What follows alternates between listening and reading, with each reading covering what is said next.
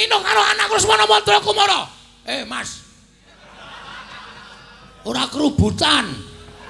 Madirana Reng. Iya. Kandhangane iki.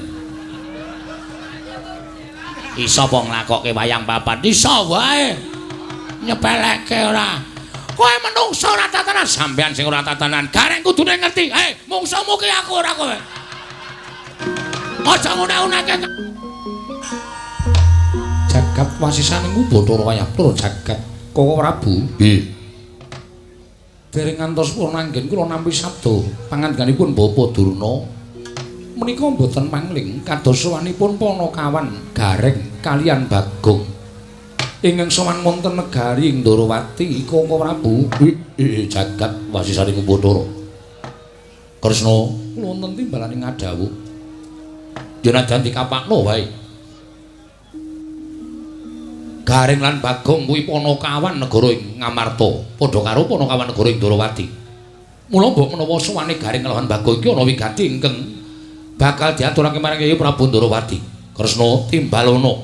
Apa wigatining Panakawan sakarone dene sowan Praja Ndorowati. Koko Prabu lenggah ingkang langkung mrayogi kula badhe andangu dhateng sowanipun Panakawan kekalih. Ya, Kresna kaya wis ora kurang kepenak prawatanipun Kakang. Panakawan Gareng padha rarja sapraptamu Panakawan ning Praja Ndorowati. Nala Gareng nonamit pasang kaliman tabik tinebihna ing lodone dumawahing tawang tuwang linepatna ing tulak manuk. Kepareng kula ngaturaken sembah sumangga ping pangabektinipun ingkang abdi pun Nala Gareng kunjuk mersa paduka Gusti kula ingkang sinuwuning Ndorowati Sang Prabu Sri Bathara Kresna. Ya Nala Gareng ingsun tampa akarya bombong penggali ingsun dening atase Panakawan batur derajate nanging tata kramamu banget nggone nuju prana marang penggali ingsun matur sembah nuwun tanpa pepindhan. Mugi adamel bombong penggali paduka Gusti kula ingkang sinuwuning Ndorowati prayoga nunggun mulungguh sampun boten kirang prayoga kenging kula ngabiyantura ngersa paduka Gusti kula ingkang sinuwun Prabu Sri Bathara Kresna. Iya Nala Gareng. Panakawan Bagong padha rarja sapraptamu Panakawan. Nonamit pasang kaliman tabik tinebeng dene dumawahing tawang-tawang. Kowe iki ngapa Gong? Men kaya kowe. Rasa kaya aku. Watake dhewe-dhewe. Linepana ing tulak manung sinuwun kepareng kula ngaturaken sembah sumungkeming pangabekti kula kunjuk sandhapepada paduka Gusti kula Sang Nata Prabu Sri Bathara Kresna. Jagat Dewa Bathara. Ya jagat pangestu karo Bagong. Dalem kepenak tembungmu gawe bombong penggali ingsun. Matur sembah nuwun pangestuning ingsun tampan ana Panakawan. Kula pundhe nggo jimat paripe dayana ning kasantosan. Paring pangestu paduka amawakana kabejaning gesang kula sinuwun. Iya Panakawan Bagong prayogakna sampun boten kirang prayogi. Nala Gareng kowe padha rarja sapraptamu Nala Gareng kados Penemban Durna. Iya. Aku bendaramu Saka Lima Penemban Durna. Lenggah wonten ing mriki. Ya wis pancen sawetara aku sowan anak Prabu Ndorowati. Bekti kula kunjuk Penemban. Tak tampa. Pangestuku tampan ana ya Nala Gareng. Nun nggih sanget anggen kawidatosaken jimat paripe. Panakawan Bagong padha rarja sapraptamu Panakawan. Menika kados Penemban Durna. Penemban Durna. Iya. Rawuh wonten mriki. Ya wis sawetara ana wigati bakal tak aturake marang anak Prabu Ndorowati. Weh lah syukur. Keng garwa mboten nderek. Ora. Mbok dijak. Ora tau tajak, bojoku ora tau tajak. Niki ajeng wonten balapan jaran lho. Hus. Sing apik ngomong ora. Karang kula niki gumun napa riyen sampean niku mbok dereng wonten wong kok ora biru kaya ngoten nika. Wis ora usah dadak werna-werna. Kabeh iki mung gumantung karo kodrating Wang Mahanasa. Kodratku kudu kaya ngono ya kudu tak lakoni kanthi tuntas marang kewajibanku. Oh nggih. Bukti kula nggih Penemban. Iya ya tak tampa. Pangestuku ya Bagong. Nun nggih sanget anggen kawidatosaken jimat paripe.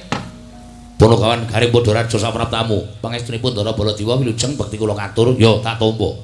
Bagong padha slamet. Nun nggih pangestunipun Ndara Baladewa wilujeng bekti kula kunjuk nggih, Den. Ya, pangestuku tampan ana. Kula pundhe nggo jimat paripe ndayoning kasantosan.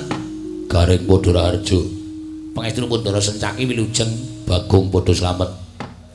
Pangestunipun Ndara Sencaki wilujeng bekti kula kunjuk pangestuku Tampanana. Nun inggih Garing Padhararja Patih Udawa Ndara Patih bekti kula kunjuk ya tak tampa pangestuku ya Garing. Nun inggih Bagong Padhararja sapraptamu. Pangestunipun Ndara Patih Udawa wilujeng bekti kula nggih Ndara Patih ya pangestuku Tampanana. Nun inggih sanget anggen kang dadosaken jimat. Wah, piyai semene kok ming pangestu tok. Ora ana sing ngekeki apa-apa ya, Reng. Anggepmu ora arep dikeki apa ning kraton kok padhake. Nolo Garing. Wonten dawuh sinuwun. Gawe kaget nun inggih. Ana wigati apa dene sira sowan mongko tanpa tinimbalan. Ingkang sepasin. Wah, sepisan. Kemarin kula ngaturaken sembah. Sumangga memang bekti kula kunjuk ndungkap angka kalih. Malih menapa sowan kula menika mboten saking pikajengan kula piyambak. Cokat ceket. Kula ringkes rembakipun supados samangke Gusti kula ngisi ing Ndarawati enggal priksa. Menapa to sababipun dene kula keraya-raya kedarang-darang sowan wonten Garing Ndarawati? Apa dikongkon bapakmu sanes? Apa saka karepmu dhewe sanes? Apa karang kedempel ana perkara? Mboten. Lah ana apa, Garing? Kula mboten dipun kongkon bapak, kula mboten dipun kongkon kalih napa jenenge kulawargane Semar, bojo kula ya ora. Ning mugi andadosna kawuningan. Sampun wonten setunggal candra menika, Petruk menika opname. Lho. Petruk apa kuwi mau? Opname. Opname iki apa? Sakit. Lara ngono wae. Nggih. Sakit.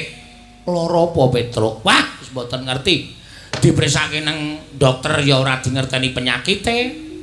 Digawa tengken dukun ya ora mari-mari. Dirawuhke para Brahmana Sewa Sugata menyang para nimpuna para pinasis supaya maluyaken Petruk kantong bolong ya ora mari.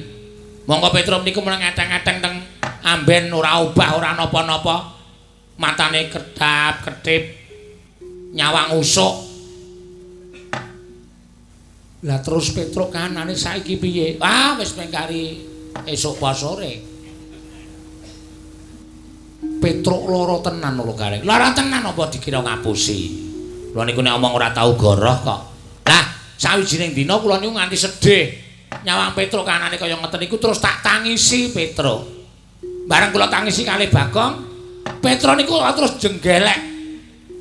Gregah kaya wong waras nika. Terus obokane kula jukune segoreng. Ya kula jukoke.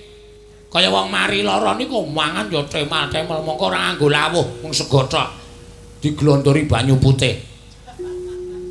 Iya, nggih. Lah bar maem niku Petruk terus ngomong kalih kula. Reng, kowe kakangku. Sing wajib tak sambati ya ming kowe. Nek Bagong ngono pancen tak anggap wong ora nalar. Ning upama Bagong ku ya iso napa persambatku, aku ya ora apa-apa. Mula cah loro do mlumpuk kene tak kandhani. Aku ki jane ora lara. Aku ki jane ora masuk angin. Aku ki jane waras. Ning kaya koncatan pikiran. Lho. Petruk kaya koncatan pikiran. Nggih. Lah sing tok gagas sapa to, Truk?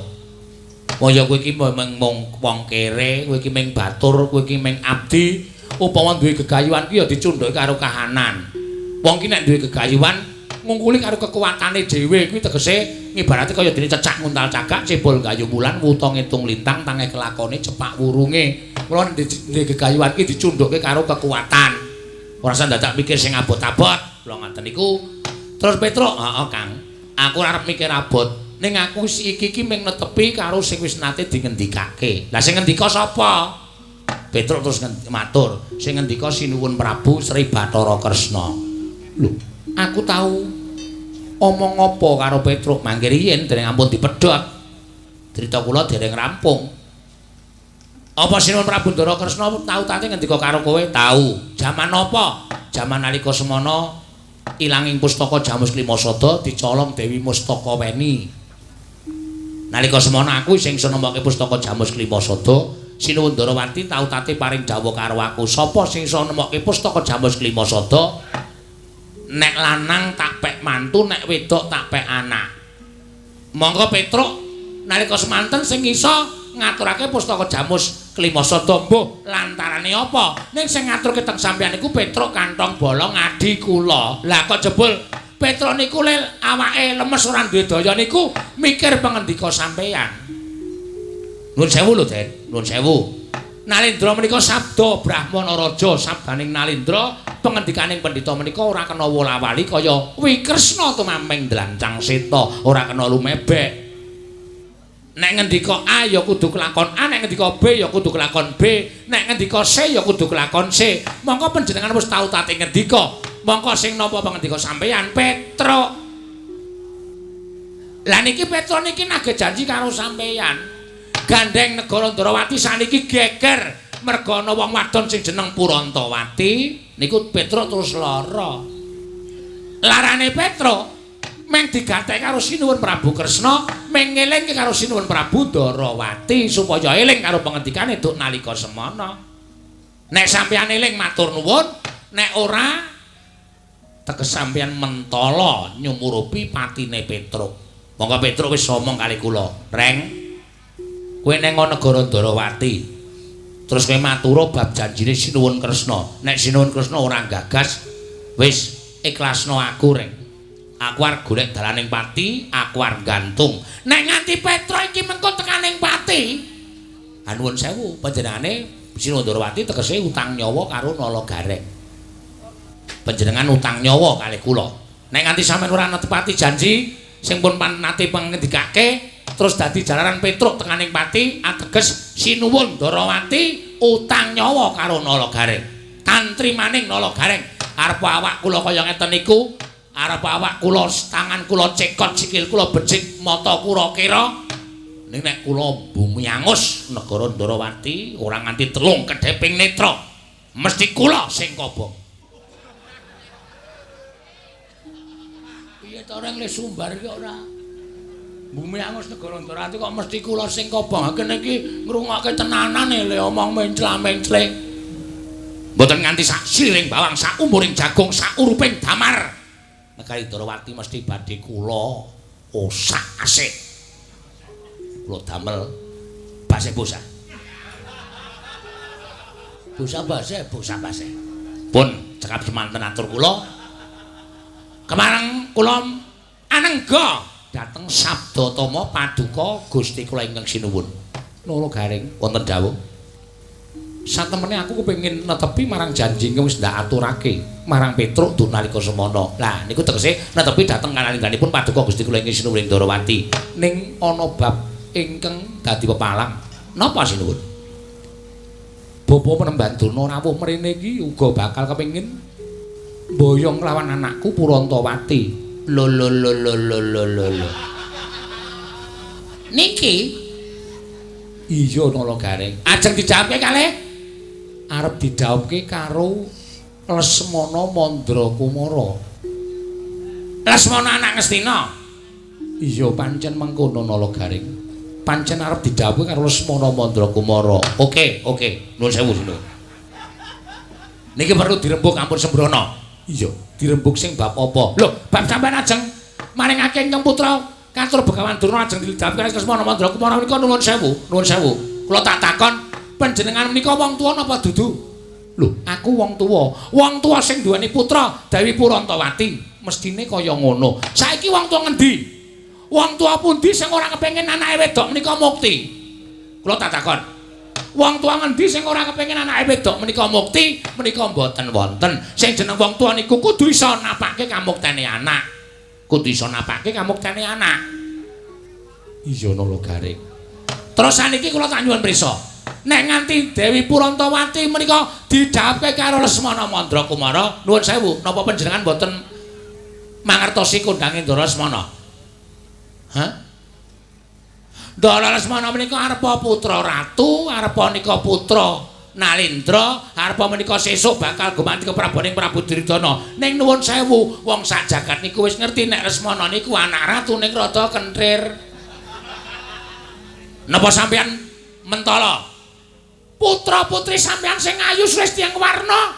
Lah kok didhawuh karo wong lanang sing rada kenthir. Ya bener, Lesmana menika sugih bondo bandu persasat kadonyane seprapat jagat diuja karo wong tuane. Ning nuwun sewu, apa ya kabagyaning batin menika saged sinanding nek nyanding wong lanang. Bojo sing nuwun sewu uteke ora genep. Kula nuwun sewu lho menika namung ngemutaken. Ning mau semanten panjenengan badhe maringaken monggo ateges badhe kula biawaraken wonten pundi-pundi papan. Nek Ratu Ndarawati menika blereng dhateng Kamukten ning ora iso metung dalan sing bener. Sulap karo Kamukten nganti mentala nyengsarake anake dhewe dijawab karo anak ratu sing rada kocluk. Menika mawon. Niku estu kula mboten goro. Ning menawi dipun rabi kalian Petra, lho Petra menika mung wong batur gedibal 17. Petra niku mung Panakawan. Ning apa kabagyaning lair batin menika diukur karo akehing Brana Picis? Mboten. Kabagyaning wong urip menika mboten ukuran akehing Brana Picis. Malah kadang kala wong sing kokean Brana Picis, wong sing sugih, wong sing duwe derajat pangkat niku janjane pendak dina tanggungane utang miliaran. Mula akeh wong sing sugih, akeh wong sing duwe pangkat prajat, akeh sing duwe kelungguhan niku adane penyakite mesti stroke. Ora iso ngapa-ngapa, perot terus mudar. Ning kula nuwun sewu, Petra nika wongean, ora duwe tanggungan apa-apa, urip sak madya, mangan sego dipangan karo jangan ya dilakoni, ngombe wedang putih ya dilakoni. Ning ora doyak-oyak utang, ora doyak-oyak tanggungan. Mula uripe ayem. Wong uripe ayem niku awake lemu. Ngaten. Nek sampeyan maringake dhateng Sinon Prabu Duryudana monggo ora apa-apa. Arep ing putra menika Saba utawi lenggah wonten ing Negara Ngastina, lungguh kursi apik, nganggo gelang nganti ting krompiang, nganggo jarik ngibarate blebekan mas. Ning nek atine rekoso saya kuru putra panjenengan gerah. Bar niku mboten nonton. Sapa sing kapitunan? Ayo, ngoten niku carane ngitung. Ampun sembrono. Ning nek karo Petra niku urip teng desa. Wong desa niku uripe tentrem, ora berisik. Ora kokean pikiran kaya wong kutha. Lenggan arep mangan ming kari njupuk ning lumbung, parine ditata tirik-tirik. Arep jangan apa-apa, ming kari Saba Tegal, mongko tandurane ijo-ijo. Lho. Mangan bakwan nyemplung ning kebon lombok. Bakwane 3, lomboke 40. Niku ya iso kelakon, pengen kobis kari nggawa godhokan wedang. Gawa ning kebon, kobise diris ning kebon. Lho napa ora glelek? Wah Petra niku sawahe jembar kok. Parine lemu-lemu kok. Susune jembar-jembar. Mula kula nuwun sewu nek panjenengan menggalekake bab Brana Picis diparingke kali Begawan Durna ning batin lara. Nek sampeyan ngrembak perkara kabagyaning lair batin nggih mang paringke Petra. Nuwun sewu lho sinuwun. Kabagyaning lair batin menika mor misah. Tegese mor misah piye? Menika mboten saged dipun dadosaken setunggal. Upama iso didadekke setunggal, menika mung pepethinganing titah. Kabagyaning lair menika mboten saged sumanding kalian kabagyaning batin, tegesipun kabagyaning lair numpuk Brana Picis ning kabagyaning batin ora sumanding. Ning kok sok baline duwe kabagyan batin, mesti kabagyaning lair bakal sumanding. Niku sing disebut mor misah. Mengkono lho Karang. Nggih. Ning nggih gumantung panjenengan. Monggo mawon. Badhe dipun paringaken Begawan Durna monggo, paringke kula monggo, paringke Begawan Durna entuk wong sugih ning kentir monggo. Paringke Nala Gareng netepi dhateng perjanji panjenengan wis lepas saka perjanji. Tur dasare ingkang putra didhawuh karo adhi kula Petra arep ora patek sugih ning ya kok seneng atine niku pilihan. Angel sinuwun, angel. Nuwun sewu angel. Kula percaya panjenengan wis dimingi-mingi werna-werna karo Begawan Durna. Mula ora iso omong apa-apa. Nek pancen dipun paringi Begawan Durna, monggo mboten napa-napa. Kula tak bali tak ngrukti kunarepane Petruk cetha tekaning pati nglalu merga ora kelakon dawuh karo putramu. Mboten napa-napa. Kula kedangan adi mboten napa-napa. Niku wis dadi resiko kula. Ning kula ancam sampean, kula ancam Petra nganti nglalu mati ora jawab karo anakmu. Wah, tenan yakin sumpah. bumi langit dadi seksi. Kula seksekke kiblat papat segara gunung isining rira wengi padang rembulan panasing srengenge. Kula ora arep tepung karo Prabu Kresna diparingi Bekandana. Niku tenan, kula ora arep suwita karo Prabu Kresna. Yen perlu mantan Ngastina tak obrak-abrik legane atiku.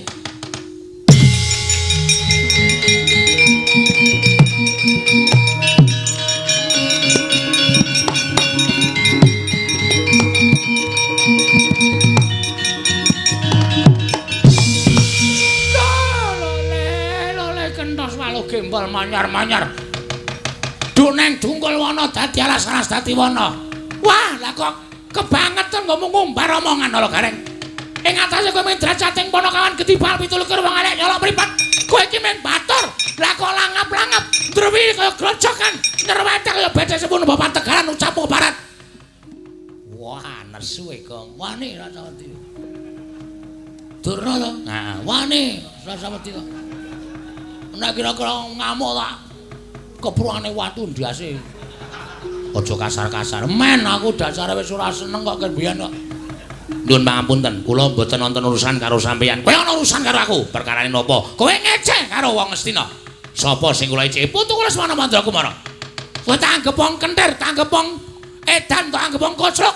Kowe putra Nalendra Nalagareng ora melek mripatmu. Nuwun sewu, kula tak takon, kentir napa mboten? Lho, heeh ning ra ora perlu diomongake. Lah, tegese sampean wis ngakoni, omongan kula niku napa gara?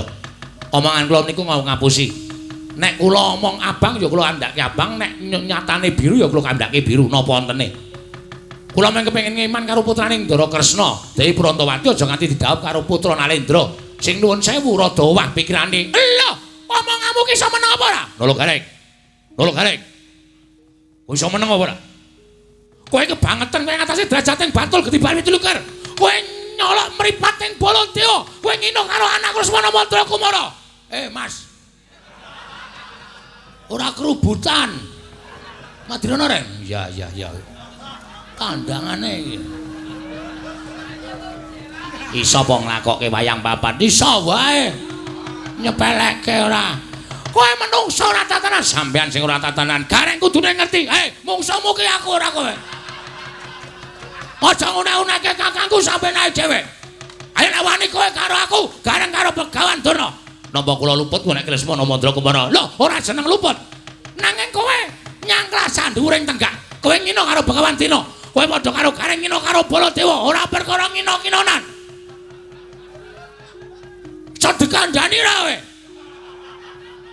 Menungsa apa kaya ngene? Lho, malah ngecek karo Begawan Durna ngecek karo Baladewa. Apa-apamu? Wah, yen ngono pancen peparange Semana Mandrakumara ki mung Panakawan. Petruk sing utusan kakangne Nalagareng karo Bagong pancen kepara nyata. Terus kersane sampean saniki pripun? Kowe bali teng pundi? Bali nang omahmu. Ora samboyong Purantawati. Mboten iso, kula tetep kudu mboyong Purantawati. Kudu padha bali saka negara Durawati. Ora iso. Bali piye? Wah, wis ereng kesel e nyuarake omah. Genti-genti akan wedi karakter wayang wetengku nganti mulus e. Saiki ngene wae. Sapa sing cilik gedhe saka kadedaning Begawan Durna wenang mboyong Purantawati. Oke. Kono wis nantang urung tak anteni. Hei. Ayo ge omong. Malah meneng wae. Lho, kowe iki karepmu piye? Omong piye? Omong kaya Durna kuwi lho. Ngetokke sayembara apa piye? Ya, aku tak ngetokke sayembara. Ya. Aku tak ngetokke nggon aku. Sapa sing cilik gedene saka kulit dening Baladewa? Wenang boyong. Ya kuwi Dewi Brantawati. Oke, tak tandangi. Semono aku ya arep ngetokke sayembara. Sayembaramu apa? Sapa sing iso nglangkahi bathange gareng? Lho. Iki kok bathangku iki piye to iki?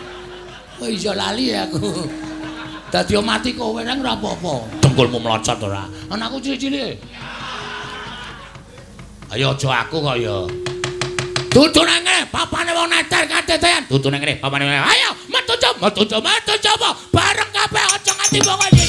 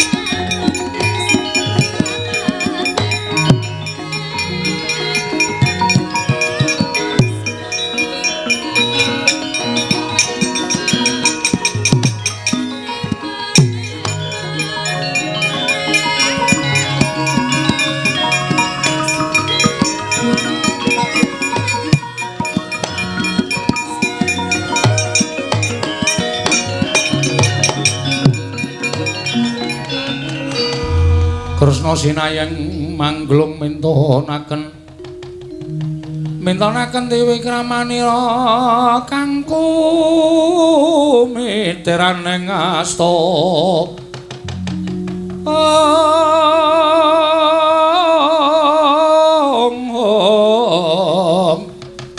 kang kumiteran asta aneng asta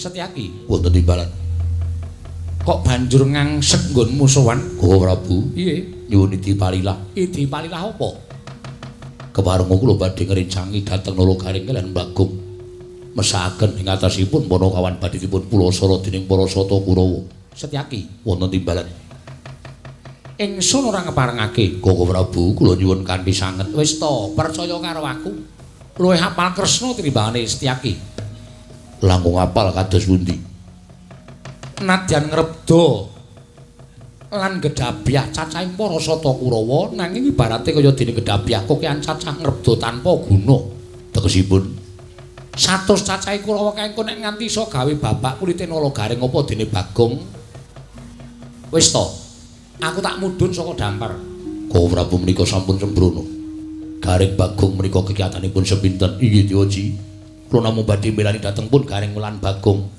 Wis to kowe aja kuwatir, mergo aku wis weruh sak nyatane. Mekaten.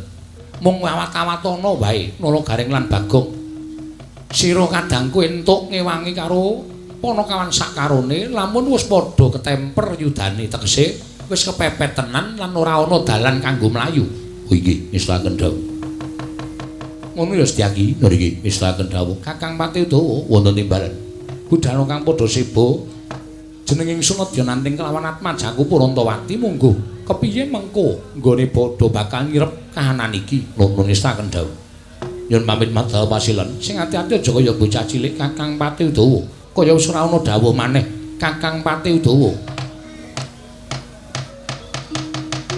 purna gati ning pananggilan sanota sukundur ngedhaton jeluk saking dampar kencana kinampit gambaran gading kadharaken sangganing Puromban Jadi manggung ketanggung Joko Paloro ingkang sami ngambil pacaran keprabon kawis tinggal saking Mandra tindaknya Sri Naranata kaya sesanti kamulyane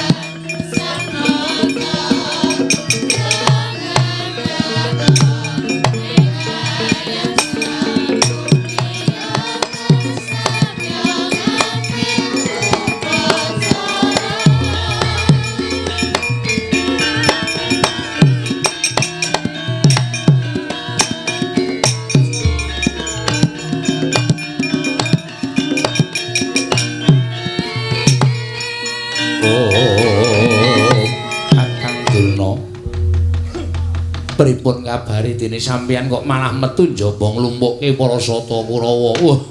Pripun Mremban? Angsal damel kula mboten boyong putri Ndarawati lho. Ing putra ing Banjarjungu. Bundur sasana nungsung pawarta lho. Pripun? Lesmana kelakon dhaup menapa mboten? Kula nadhong dawuh Bapak Mremban. Nadyan keputra pun Surtayu cumadhong dawuh Bapak Mremban. Nadyan kula pun Kartomarma cumadhong dawuh. Kula pun Swatama cumadhong dawuh Mremban. Pripun, Mbah? Itu gawe napa bocah? Anggenipun sampeyan lambat dhateng pun Pulatawati badhe kajauhaken kaliyan pun Lesmana Mandala Kumala. Itu damel menapa boten Mremban? Nuwun sewu Dipate. Nggih, Kakang Durna pripun? Niki kula upamake kriwikan dadi grojokan geguyon dadi tangisan.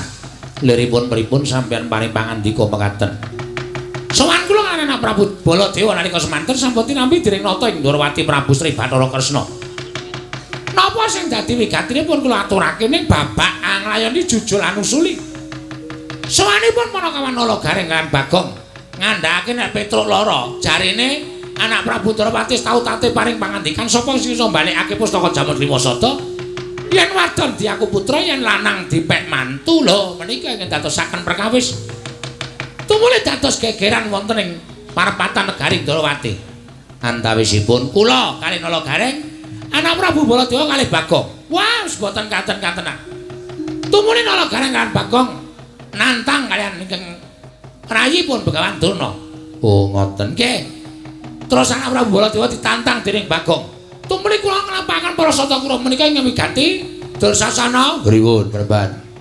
Iki Bagong karo Gareng tekan kene. Undurna jale, yen ora iso tak undurke rangketen tangane. Krincungen sikile. Iki ngestakaken dawuh.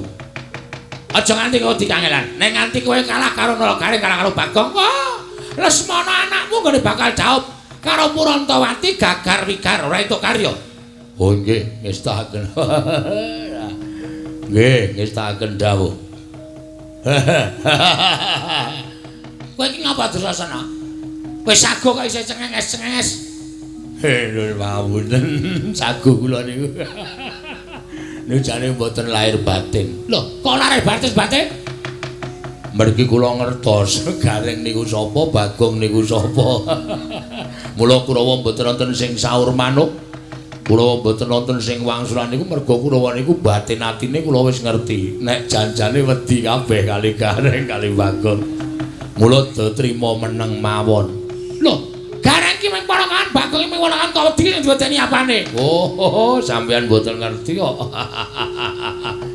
Itoke pancen ming Panakawan loro saudon telu saurupaning nuwun sewu nika anake Semar. Monggo Semar niku dewa Ngejawanta teges nika turuning dewa. Tur wangsul kula tak takon kali panjenengan Bapak Mremban. Kurawa teng pundi papan niku nek ketemu Panakawan loro siji Petruk, loro Gareng, telu Bagong. Wis dadi Pancakara ning ora tau iso menang. Lah kok bengi iki ajeng dibaleni. Ngekeki ragan ku priksa. Sing priksa sapa? Kurawa no. Dikira sapa? Kurawa niku bakal doting penyonyo sirahe doting penjoto. Urang-urang pejane tugel tangane. Tugel sikile kok sampean niku enak-enak paring dawuh. Dur, nun. Dawuhe Kakang Durna kuwi dadi sabdaning Narendra Ngastina. Nek kowe ora menyang padha karo kowe nyulayani rembuke anak Prabu Duryudana bakal gedhe pidanane. Lah, ngene iki sing kula wedeni. Terus ripun? Mangkata ya le ora ketang saubengan rombongan mangkata. Sirnakna yen perlu bandanen. Nalagareng karo Bagong mengko men bisa lulus nggone Boyong Purantawati. Oh, nggih. Ning janji lho, Man. Janji apa? Kowe ora ketang klungsu-klungsu nek meludu ngestu padha dawuh Begawan Durna nek iso nek mboten iso ya samadya mawon. Butuhe kowe mangkat nggih. Ayo Le. Nyekel Gareng karo Bagong. Ora sada wedi, ora sada walang ati pikire. Sing tetek tangguh-tanggon. Pesthekno kowe bakal rekoso uripmu kowe. Malah medeni adi-adine. Surtayu wonten timbalan Kartomarma wonten dawuh. swatama mangkat lho iki ngestaken dawuh pamit paman sing ati-ati aja kaya bocah cilik durma ganti mangkate wae.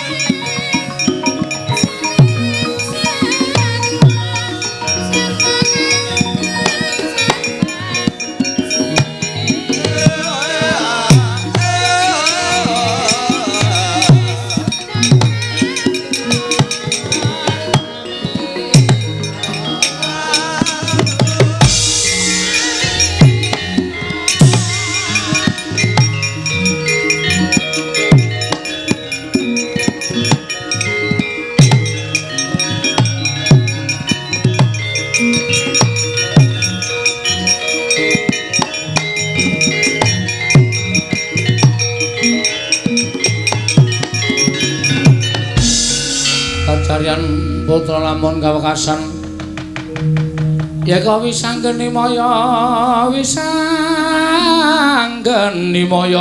Pratenta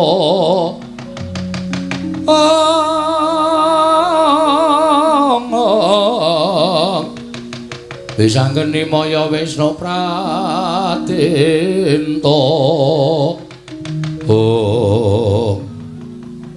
Kurawa wis dampyak-dampyak lho rek. Ah iya aku ya ngerti. Ya ming tak pikir-pikir kok aku iki kurang gawean. Kurang gawean mergane aku kok nantang karo Begawan Durna, aku kok ora sadar nek Durna iki nggawa Kurawa. Mula bareng Durna nyimpang dalan ngetapi para sata Kurawa tak pikir-pikir kok iki padha karo sulung mlebu geni iwak kecemplung ing wuwu. Tangeh kelakone urip mesti bakal tekaning pati. Terus nek miturut kowe piye kok? Nah aku ya lanjut tegese gelut karo Kurawa. Mangane mulih ora entuk kabar Petro nglalu. Kowe kelangan adi, ya ta? Ning nek dhewe mati nang kene dikongkon Petro krungu kabar Gareng Bagong mati nang negara Ndarawati. Petro bangga ora sida nglalu. Aning awak dhewe mati. Oh iya. Ha iya. Wis ra iso urip ya ora iso. Ya piye? Nek mundur kok kayane ya isin ning atase awak dhewe musuh Kurawa kok mundur ki. Apa ora gawe isin bapak ora gawe isin Petro. Ngene wae rek. Pokoke tanggung kala gandeng aku wis kebacut nantang Prabu Baladewa. Wis pokoke kudu tak adepi. Sapa sing belani Baladewa tetep tak katutke dosane. Semono uga kowe kebacut nantang Durna. Aku rada enceng. Durna ki rawani gelut e. Iki sing justru berat ki aku. Kok berat? Sing tak tantang Baladewa e. Nek nganti Baladewa nesu, Bagong malah-malah jajaran sekretaris para ora minggat glandang nenggala. Mudyar. Abot aku to resikone. Ha iya. Mula kene wae saiki didum. Do piye? Kowe mungsuh Kurawa, nek Baladewa maju aku sing ngadepi. Aku? Heeh.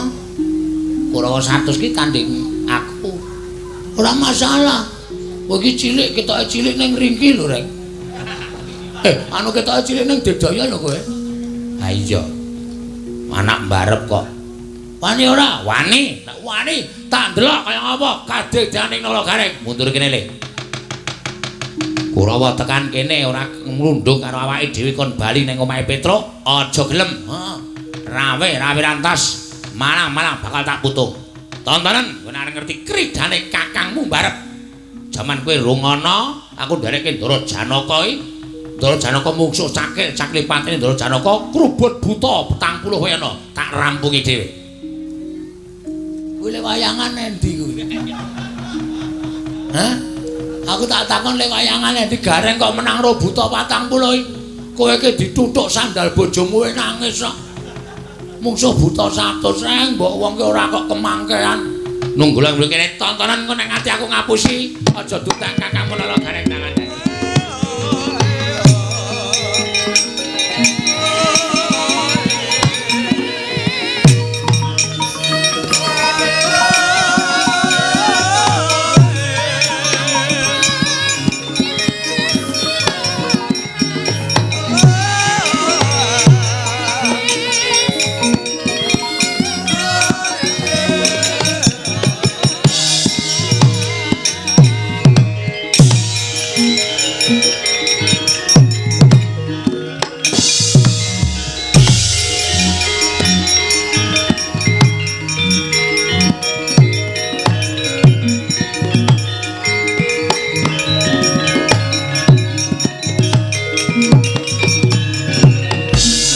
Tinututi lamun katututan lamun mangsa prawira digdaya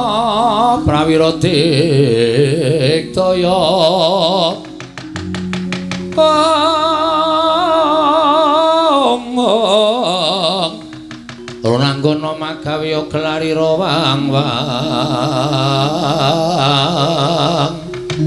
oh iki gareng nun inggih Patih Sengkuni Rekyana Patih kula ngabdi pun nala gareng. Mburi kae ora pangling Bagong. Nggih Rekyana Patih. Menika ingkang wingking Ndara sinten Surtayu? Iya, aku Surtayu Bagong. Wah, la iki mungsuhe pertama Surtayu rek. Ngati-ati. Piye, goleke pedhi apa? Hus. Nggo ngopo? Nek kowe mati barang. Kowe senengane kok mujenge kakane sing ora apik to dongakno kakane menang karo pateh-patekke ora. Kersane napa Ndara Patih? Aku goleki kowe. Nggih, pun pinanggih teng mriki. Keparengipun kowe tak jawuhi gelem apa ora. Nek kula cocok gelem, nek mboten nggih mboten purun. Kowe bali. Bali teng pundi? Nang omahmu. Terus ora sah mboyong Purantawati. Purantawati arti boyone negara Ngastina dadi garwane wayah Mas Saroja Kesuma ya Lesmana Mandra Kumara. Terus kanane Petruk piye? Hah? Sampeyan ora paham kok rembugane teng pasewakan wau. Kula matur Lesmana Prabu Ndarawati, nek nganti Petruk ora kelakon dhawuh karo Purantawati, dheweke ngiklasake patine tegese bakal golek dalaning pati tegese arep nglalu. Nek kula mulih mongko ora ana kabar tentang Purantawati, Petruk nglalu. Nek Petruk nglalu kula kelangan adi. Bangane kula kelangan adi, luwung teng iki kula mati tak wujuti. Yen ngono kowe wani karo Kurawa, aja kok Kurawa. Patihe Ngastina ngwek-wek cangkeme tak wek-wek. Reng, mbok ora ngono kuwi, Reng. Aku sing deg-degan e. Omonganmu terlalu ngawur. Menengo, kowe iki tak nggo jontrot men dono susisan. Ngrubut aku ora bakal wedi. Lho, lolo garing suwarane aja sak kepenake dhewe. Sakarepku wong cangkem budhe kok. Arep nyuwara kowe piye sakarepku? Tegese kowe wani karo Kurawa. Wis wani ngadeg nek kene iki tegese aku wis wani ngadepi Kurawa. Aja mek kowe Surtayu. Ayo Citraksa, Citraksi, Dursasana, Durgapa, Kartamarwa, Dursena, Mogati kon maju kabeh. Aku tak nggo nekeran sirahe. Weh, bocah iki mripate kira tangane becik kok. Omongane kaya iso mateni geni. Lah kok dadi kaya ngono lho. Kowe iki mundura tak eman aja nganti kowe tekaning pati. Mboten sadi eman kaya bayi eman-eman. Teng mriki dibuktekke sapa sing iso ngalahke Nalagareng menang mboyong Purantawati. Semono uga Kurawa bubar saka tangane Nalagareng, Petruk dhawuh karo Purantawati. Ngono ta, Gong? Cocok. Si aku tak ora minggat lakon dikeroyok Kurawa. Mang maju jajal Nalagareng apa Kurawa sing bakal mundur saka pabaratan.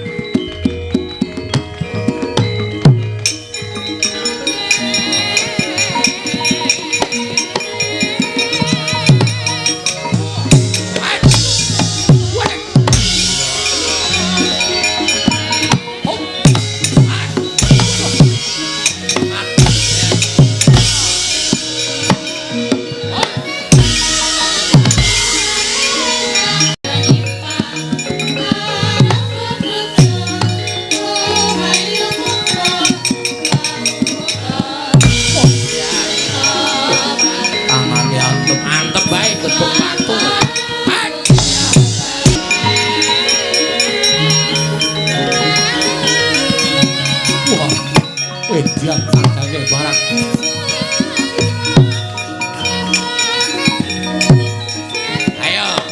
Awas aja joke.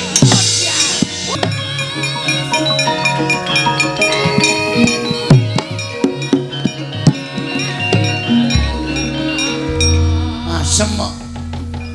Gleleng tenan iki gareng. Bareng gelem pencak wae wis. Nek ndelok awake wis ora pokro babar blas. Awak mengkari lunglit kaya ngono bareng gelem tumandang. Bengok-bengok banting rono, banting rene. Wah, seneng aku reng, bangga aku duwe kakang kaya kowe. Ora ujar ora kaul. Saking bangga-banggaku isih uripe tak kijing kowe reng. Saking seneng-senengku tenan. Aku pengen nonton selanjutnya kisahe kaya ngapa. Nek gareng kaya iso ngalahke Ndara Sotayu.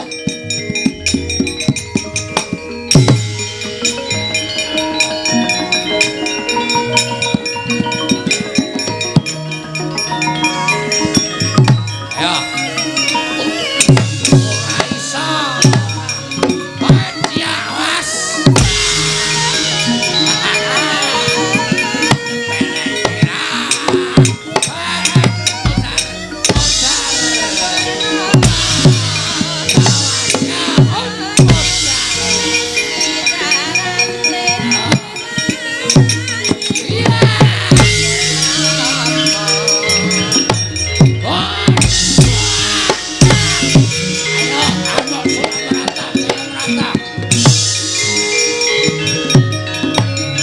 Wah, penyakit.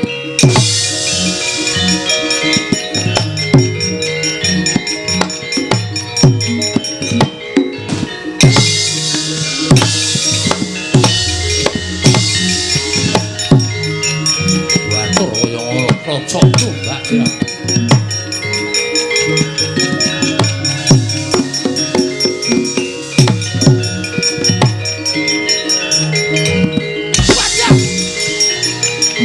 Ejan.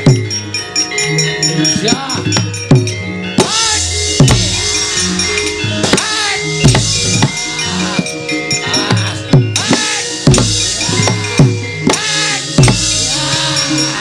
Ayo,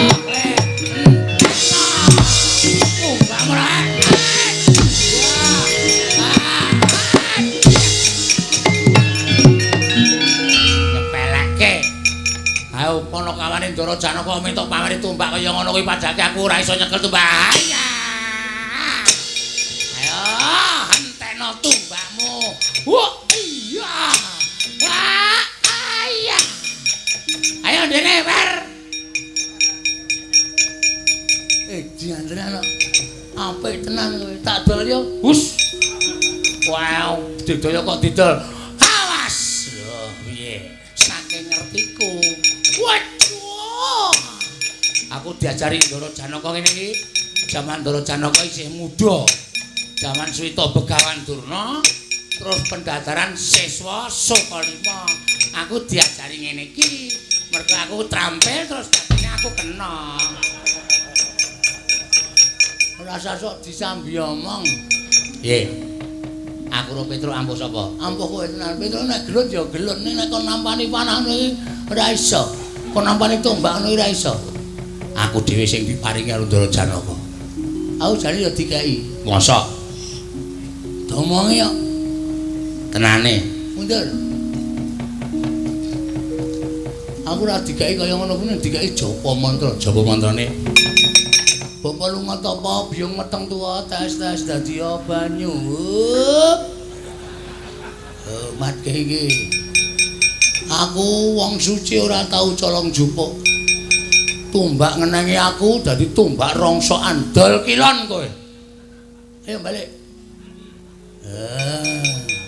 Rasa dada. Wong iki kasektene dhewe-dhewe, Mas. Weh, lah kok malah kalah ampun. Piye mau kuwi? Bapak lunga tapa biyung meteng tuwa tes-tes dadi banyu.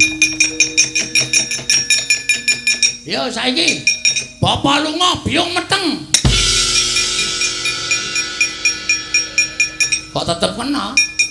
Wong mbokne meteng kok bapakne kelayapan. Bapak lunga tapa biyung meteng tuwa. Tes-tes dadi banyu. Yo. Bapak lunga tapa biung meteng tuwa tes-tes dadi banyu. Terus sama aku wong suci. Ora tau colong supuk, Kowe ngenengi aku, dadi tumbak rongsokan. Balik. Aku wis ora arep muni kok kon muni to, Gong. Atene ora der. Wah. Iku men siti. Kudu tatak tanggo-tanggon. Ha iya. Ayo diteruske rek. Nek pancen kowe anu panakane Ndara Janaka bales kae Surtayu. Balese, aja kuwatir.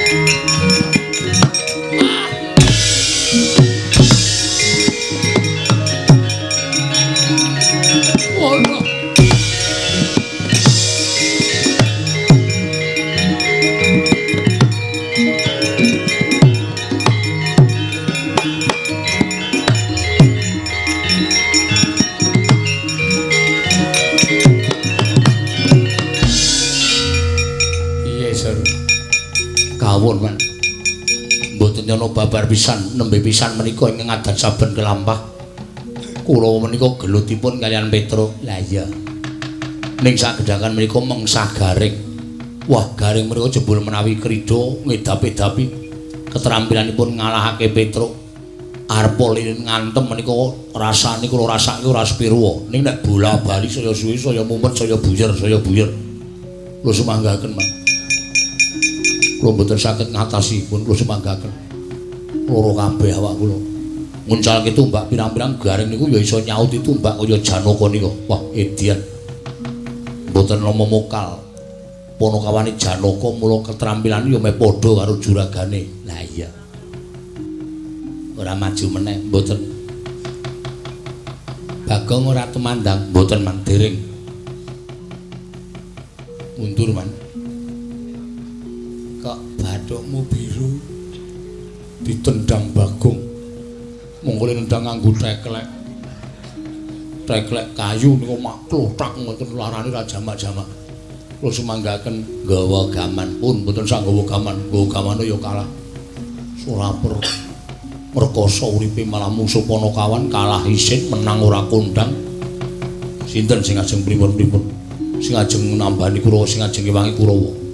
Lah iya lah terus apa iki sing durung maju Nun maju oleh Cak Bagus. Wah nggih nadyan rada abot kula lakonane Mas. Sapa ngerti garing gila kali kula Bagong gila kali kula. Mami nggih lak maju Man. Hati-hati ya nggih.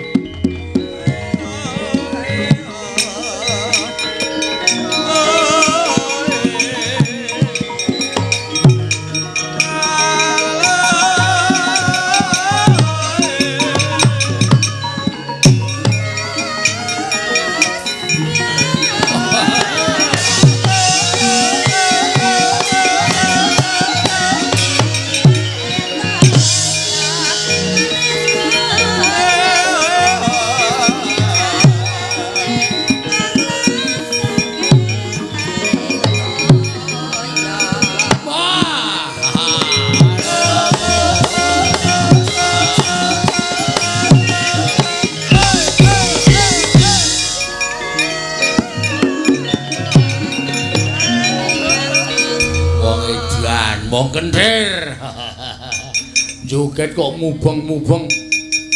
Ora apa-apa, joget bebas kok. Jadilan Kang Slupan yo mubeng-mubeng. Oh, cah edan. Ndara Dursasana ya.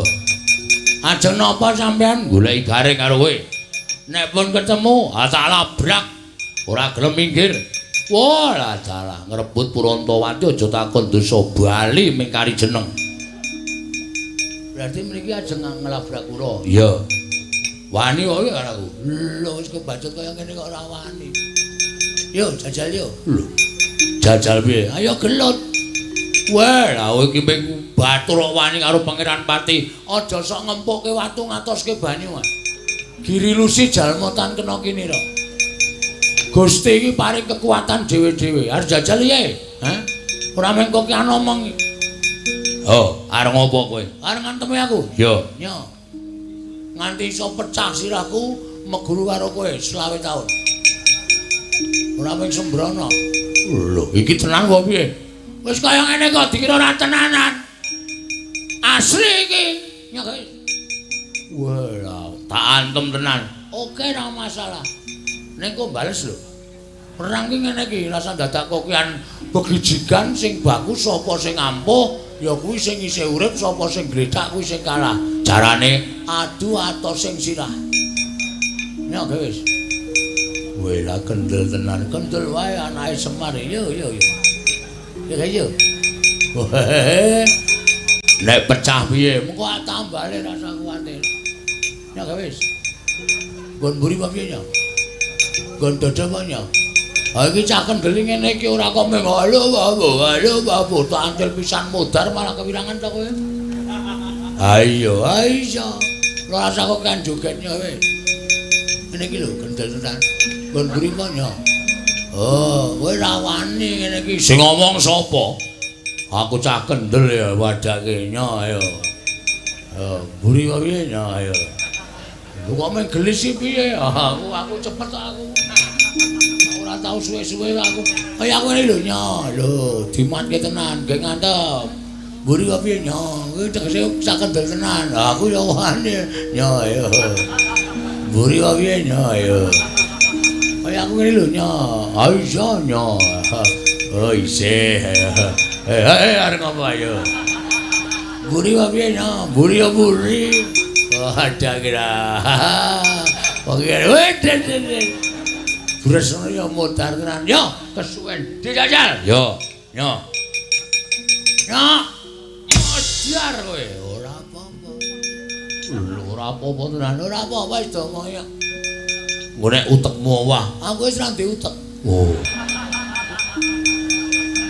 Ora kowe gagar utak. Aku wis ra ndek utek dadi ra iso gagar utak. Wis santai wae to. Pisan ana yo cak sirahmu tenani kowe mang tenani guys. Oh biar kowe ayo lho wis ora krasa wah ngece wah setan ratatanan ora pindho ganjil wae genep manut ya ganjil ki nyok ping telu waduh iki ora kebales sira aku resiko ya guys pecah siramu biar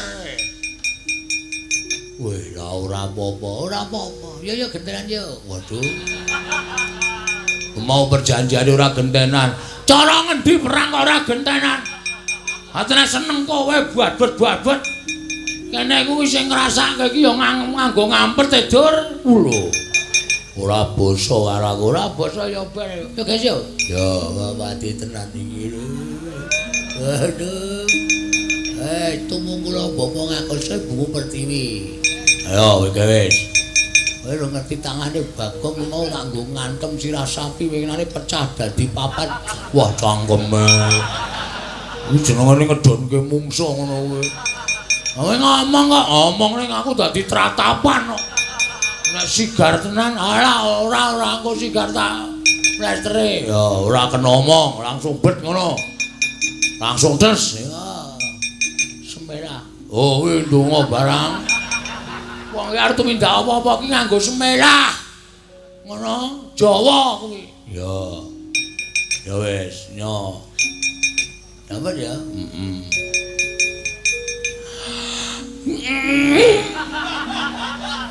Kowe iki ngapae? Ah, kowe iki setan. Ora wis ngampet ambegan ora sida. Apa ora apa-apake kok wis ngampet ambegan. Aku wis nerot ngono. Kaya wis piye ngono lho. Kene yo. Ben tak. Wah.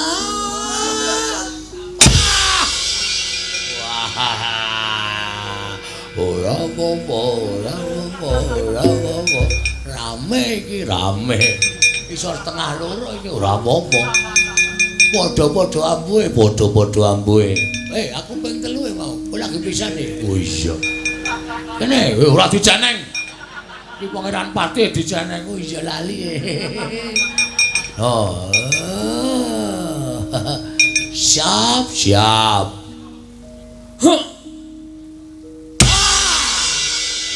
Popo. Ayo terus. Endi mau wonge? Wis buyer aku bisa. Mulai mumet pisan. Yo terakhir, yang ketiga. Yo. Perang ini kira penak. Temonjo dimatke yo kecekel. Heeh. Ora usah dadak gabrus-gabrus ngenteke tenaga. Iya. Yo siap. 1 2 3. Ora apa-apa. Wah, rame iki yo teruske. Waduh. Iki nganggo leren sik udut-udut sik. Rasa. Oh, perang kok nganggo udut-udutan barang. Nek ora apa, Dik, ning aku njaluk. Wah. Ora gowo to kowe ora ente. Rasanya kayaknya. Hut. Ya. Kok saya ringkih. Wis rusak otake. Ora wae sing waras koknya pisan. Pindho ya. Ping 3. Sini.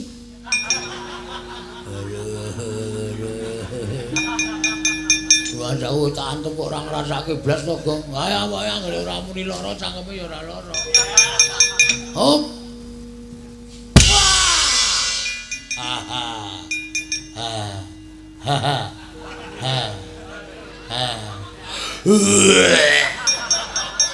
Modar wis buyer.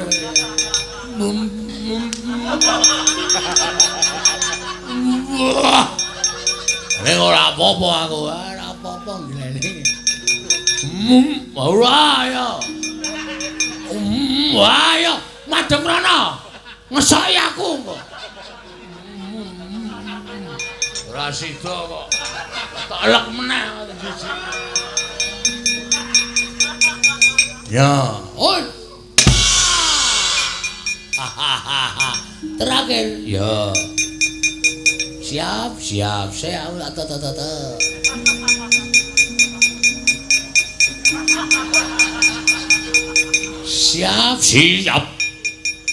Yakin. Ayo.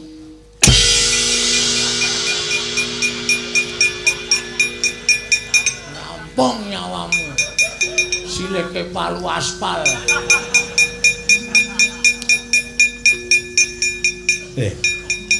Bir. Kaya mau gayeng kok nyenyet. Kok ngerekar. Waduh aku kalah. Ayo. Iki jatahe kowe, Le. Sis. Matane. Le dengkulmu mlocot kuwi. Ngapunten kula kinten Bagong. Enak Bali, enak. Lho. Oh, kleru. Wis ra ngerti kiblat anak Prabu Mandura kula sumanggaaken.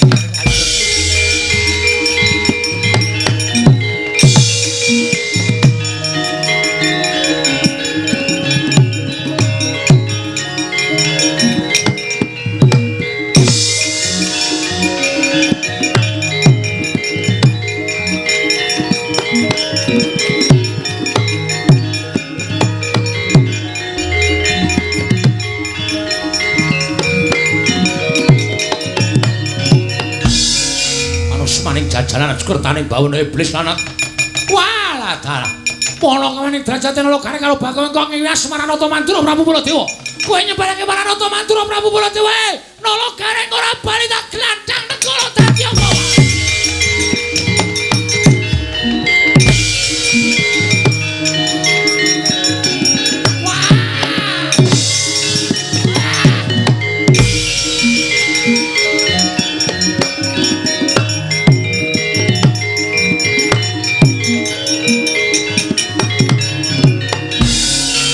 Jembabasang arep ndi rek?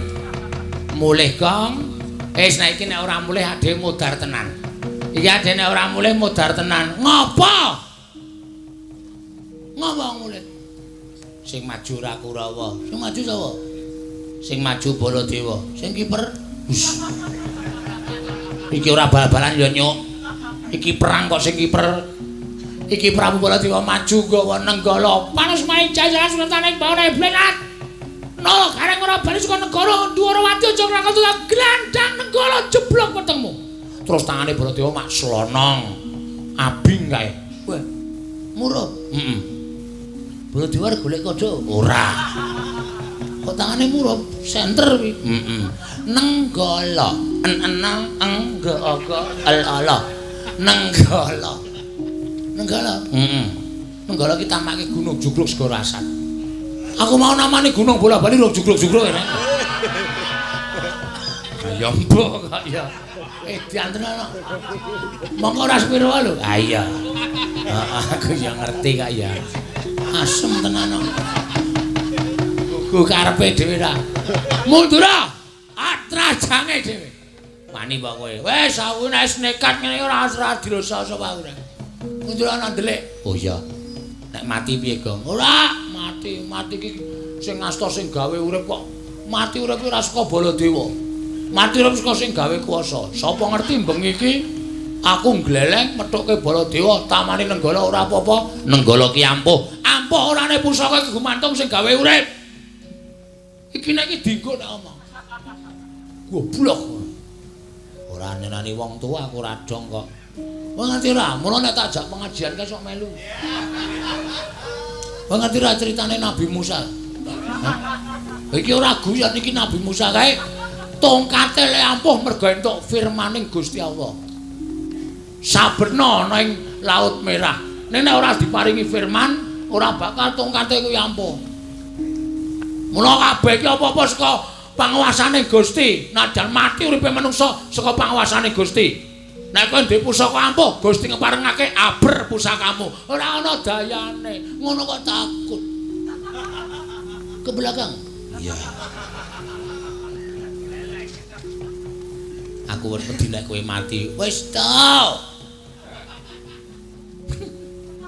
Rasa semelem, semelang kok semelem. Aku yakin ora apa-apa wis to. Ya wis. Tak delok saka kadean ya Gong nek kowe ana apa-apa aku tanggung jawab. Wis rasa kuwatir. Wonge anggere nyebut karo sing gawe urip ora wis beres. Gusti nyuwun pangapunten menawi kula menika dipun anggap leres. Tentu Gusti paring pengayoman lan paring napa niku jenenge? Reng aku diajari ndonga reng.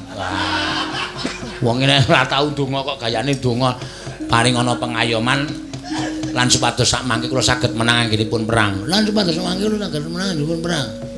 Ngaten Gusti, dapalke. Nggih. Paring ana pengayoman Gusti, mugi-mugi kula saged unggul anggenipun perang lan saged damel wirang Prabu Baladewa. Mandi ucaping kula ora Bagong ical wujuding Bagong ana Baladewa.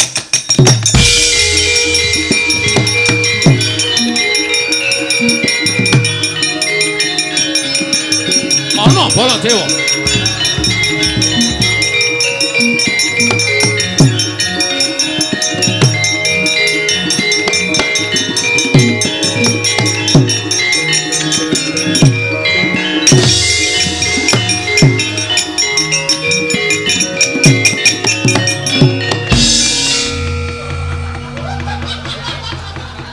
Iki kok awakku mulur iki ngapa saiki? Reng. Ngapa? Ora. Walah, iki mati ta. Sik. Sik ora cenanangan kowe. Lho, Iki ra suarane Bagong to iki. Heeh. Aku ngapae? Oh kok dadi wujud Baladewa ta, Gong? Weh.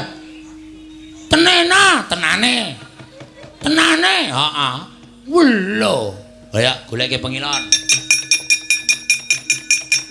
Tak goleke pengilon. Lho.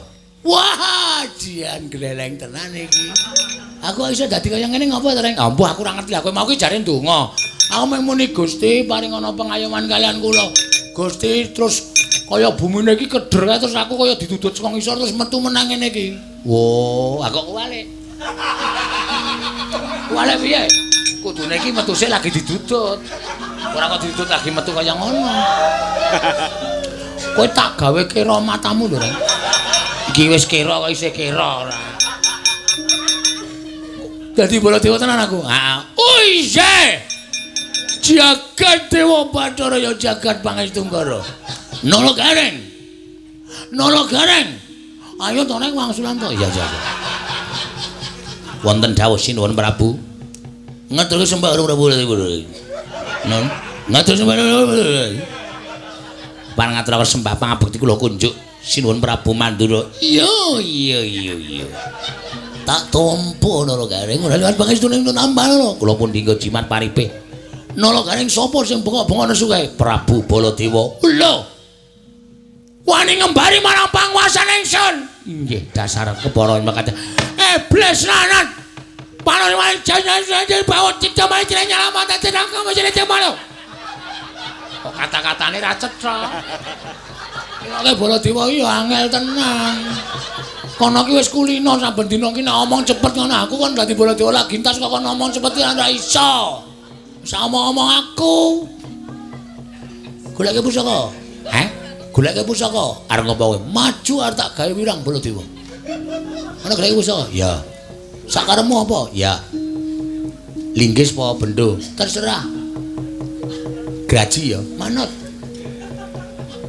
Arit gelem? Gelem. Sing landhep apa sing niyeng? Terserah. Paham? Ora usah nesu. Ya, anane iki. Mohon perhatian. Wah, keprohoren dasmu ya. Baladewa kok kon nggo sound system ki maksudmu piye? Kowe iki udu sound system ya, Gong. Kowe iki kampak kok kaya sostin. Manteng para sedherek benjang minggu sami kerja bakti ngersakaken god ngajeng rumahipun piyambak-piyambak. Matur sembah nuwun. Nganggo feedback barang to. Ganti aku mana iki aku kaya horene lho. Iki ra nggo sing nggo nyuwara iki mikir. Iki sing ngarepe. Udus lho. Kurang ajar karo kan. Tak golek-golek ora entuk. Nyo. Wis tau ngerti Baladewa adol wedang. Hah? Keparat. Ampun nesu. Ampun duka. Gugu karepe dhewe.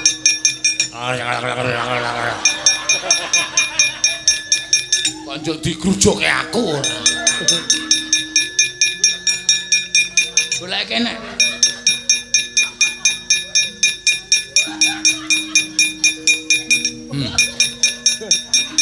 Ngapa iki kon ngapa? Kon nyengget mlinjo. Iki godhoke. Aku njaluk sing landhep. Kira tekle becik goblok. Wah, seneni terus aku. Iki wae. Iki pipa apa panah? Iki nek ngenani dadak iki mending. Masa matane dadak iki mergane patimu. Asane sing ditusuk geli. Wah, repot. Dadi Baladewa pisane. Nyah, gelem iki ra gelem ya iki. Nah, iki malah gleleng aku. Entuk bendhos kang endi? Anjile bakul tegan ora. Awas Suralatan Jamrata. Imbangan bojo-bojo. Iki Prabu Baladewa. Ngawur ya Baladewa. Baladewa sari. Salah ucap. Ketiban Benjokoram menyok Sirawaja tundang Prabu Baladewa Ratu Mandura. Ya Raden Kokratana. Kokrasana. Wani pira? Waning Pinta. Hah? Waning Pinta, wani pira? Aku ora apal jenenge Baladewa. Prabu Baladewa, Waning Pinta, Wasi Jladara, Anom Kokrasana, ya Karsana. Ya Balarama. Ya Prabu sapa? Balarama. Rama tambah. Ah iya. Ya Waning Pinta, ya Anom Kokrasana, ya Raden Karsana, ya Reja Karsana. Reja Karsana ki mbane Kiswan. Kae cermo sing mati jeneng aku gugu karepe.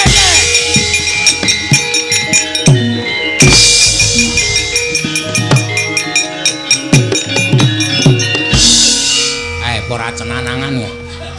Tak pujek-pujek modar. Ana kakangne kok disamplak sirahe sak penake dhewe. Ngati-ati lho, Wer, ngati-ati. Ora ndek gaman kok. Baladewa kudune kaya Kyai Nenggala. Iki tamake Gunung Jugruk Segarasat. Iki benda tau nggo nyolong degan ping 5 ora konangan. Walah setan apa? Wah, gugu karepe dhewe, gugu karepe. Matek dening aku. Kelakon neng UGD. UGD ya nggo penimbangan beras. Kae KUD. Kaya kleru. Ngawur. KUD kok kae posyandu. Posyandu apa? Iki malah rembugan kesehatan ta iki. Mati jeneng aku, mati.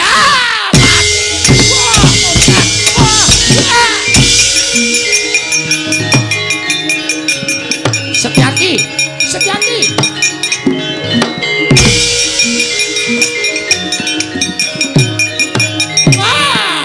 Koko Prabu.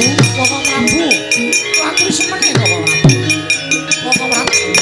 Manus maring jajan. Koko Prabu.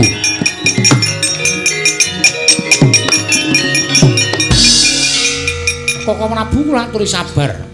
Kula mboten kepengin negari Ndrawati menika dados ajanging pasulayan. Kula aturi sabar. Hoi, Radar. Adikku inggih Koko Prabu. Adikku adikku. Adikku bocah brasak. Lho. Adikku bocah bagus. Adikku bocah bagus. Kresna aja ta bisa Kresna. Menungsa ora tataran kae jenenge Baladewa ngembari marang panguwasane ingsun Kresna. Kula aturi sabar. Kresna. Kuwi dudu Baladewa. Sing Baladewa kuwi aku. Oh Prabu, aturi sabar. Inggih kula ngertos. Menungsa ora kuwi Kresna. Ming ngene to? Inggih, dos pundi? Kuwi Bagong. Nung. Kuwi Bagong kuwi. Inggih kula ngertos. Aduh, Koko Prabu. Aduh. Kresna ada apa Kresna?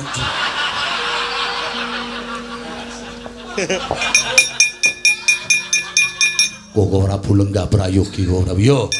Oke malah do rangkulan kaya wong gugu karepe dhewe. Kula aturi sabar. Koko Prabu lenggah nglangkung prayogi.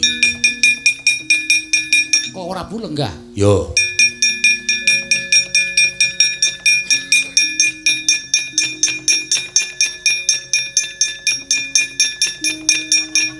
Gak omong, inggih. Aja nganti kesuwen ora omong ya iki Kresna. Setyaki. Wonten dawuh, aduh adikku di. Njaluk rokok Setyaki. Koko Prabu menika menawi filter mboten purun. Aja filter. Ana filter kentingan Setyaki. Nggih. Koko Prabu laturi semene, ora pati ndonga mono. Lah kowe ngantasi Baladewa dikembari karo panguwasaning Panakawan kere ngembari marang panguwasaning Kartamandura Prabu Baladewa. Aku ora nrimake. Minggira menungsane mburi ora glandhange Nenggala. Kresna. Minggiro Kresna. Ratu Mantura dandanane pikirane. Lah kuwi suarane apa ora marai mangkel? Koko Prabu mbok sampun ngaten to. Lho, aku ora entuk ngono. Inggih. Lah aku kan ngono karo sapa? Panjenengan nek ngendika kok nganyelke to. Iya, Kresna iya. Oh iya, jagat dewa Bathara. Wong guyune wae elek ngono kok. Dadak dadi Baladewa. Kok ora Bu? Nggih. Anak kula gadah pamundhut. Lho, anakmu duwe penjaluk? Inggih. Purantawati saged dipun dhawuh sinten kemawon? Waton temanten lanang saged nyaosaken utawi ngunduraken pusaka senjata cakra. Senjata cakra ilang. Estunipun bedeng kemawon manakula katawengan Badra Hirawan. Weh lha apa Kresna? Kata-katamu kok angel dicerna. Badra Hirawan ki apa Kresna? Kok Prabu Mandura kendel, mangke kula nesu lho. Aja Kresna, aja gampang nesu ndak gelis tuwa. Ya Kresna ya. Iki. Setyaki. Wonten dawuh. Golekno es teh. Kok Prabu Mandura kok panjaluke werna-werna. Badhe kula padosaken mawi bathok. Aja kurang ajar Setyaki. Ratu kok digoleki nganggo bathok. Anggepe aku kirik. Setyaki wis aja tok tanduki. Ngertos mboten ora Prabu? Ya, ngerti. Lesmana ngaturaken senjata cakra kula dhawuhaken lan pun Purantawati. Ngono. Inggih. Njaluk pamit tak matur karo Prabu Astina.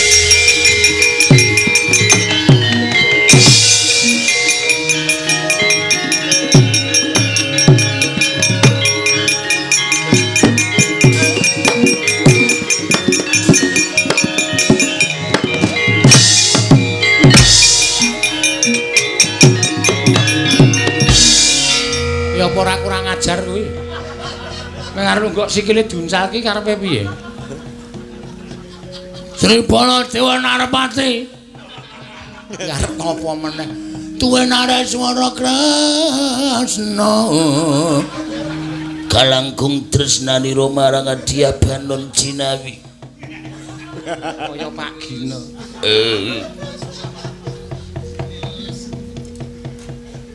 Tak tonyo nek isih sembrono. Sencaki sabar. Karo Koko Prabu kurang ajar titenana. Sencaki ora basa karo panjenengan ingsun. Ora basa ora apa-apa. Apa dianggep aku kurang ngerti karo kowe? Kowe Bagong. Lho. Ngawur. Kowe ora. Iki sandangane Baladewa denake Bagong Kresna. Piye keterangane? Aku njaluk keterangan saka dokter sing gumadhok Kresna. Aku ora caturan karo kowe. Mangkel aku rasane. Kresna kok dijaluki keterangan dokter iki anggepmu Kresna iki masuk angin kok piye? Maksudku keterangan saka anakmu sing jeneng Purwanggan, Purantawati. Purantawati Kresna. Kowe tak kandhani ya. Heeh, piye Kresna? Piye kadangku Yayi? Anakku Purantawati njaluk apa? Njaluk dijapi. Hus. Njaluk apa Kresna? Ngendika sing cetha. Teman-teman nang kudu iso ngaturake senjata cakra. Njaluk pamit Yai, Kosi arep endi kowe arep endi? Arep endi? Ora usah lunga-lunga. Aku arep bali. Arep bali arep ngondo karo si Petro. Petro ki sapa Kresna? Petro ki sapa? Sik nolo gareng ndi nolo gareng? Nolo gareng dalem. Rene. Ki sing dandani ngene iki sapa? Aku ora kok. Aku ora dandani. Lho, anane kancane meng kowe. Kowe mesti dandani bakoe diganti. Piye to Gong kowe kok dadi kaya ngono kowe le ganti piye to? Aku ya ora paham. Aku iso dadi kaya ngene iki piye? Aku mangke meng donga, Gusti paring ana pengayoman supados kula saged gesang terus aku omong karo kowe to nek aku malih kaya ngene dhewe. Ha iki le saling cilaka iki. Waduh piye ya? Kok goleke dukun to? Aja. Wingi tok goleke dukun karo dukun bayi. Masa wetengku diplotot. Nyuwun sewu sinuwun, mbok ditulungi sinuwun.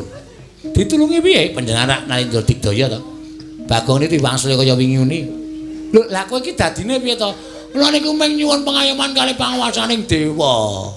Kok dadi Baladewa ngenten iki? Mula kula lajeng bali niku pripun kaya wujud wingune radong. Ya wis tak suwunke marang nangku mono nek kok nyaur ora.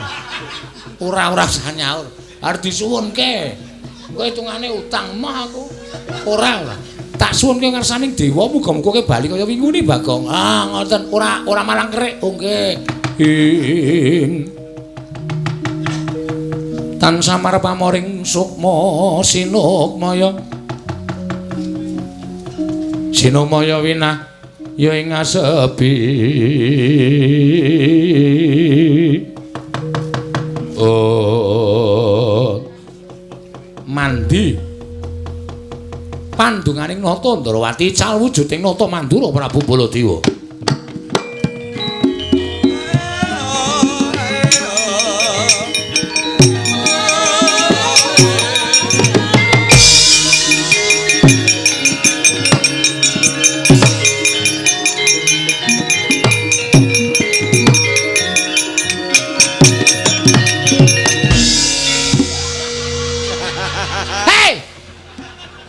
Ora sembrono Den.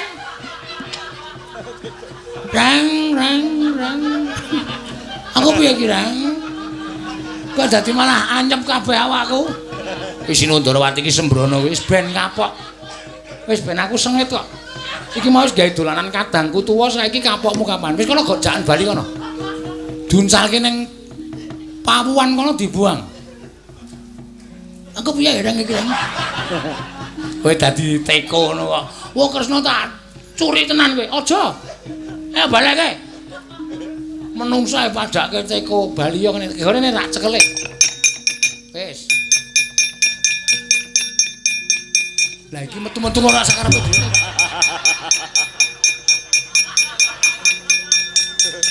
Aku nek ora cekat-ceket mesti gledak iki mau.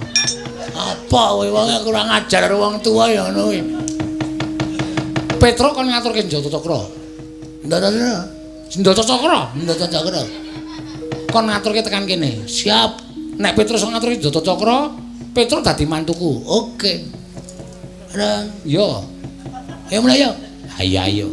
Petro kon ngaturke Lek Marta. Njata Cakra. Njata Cakra Lek Marta. Nala Gareng wae sing bukan Nala Gareng. Nala Gareng sing bukan Nala Gareng wae. Ya wis. Kresnane emosinan. Petro kon ngaturke Njata Cakra. Nggih, bali yo ngestaken. Nyuwun pamit ya.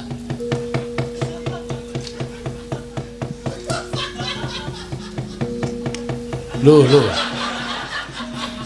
Ngantuk. Ngantuk jengkulmu ora.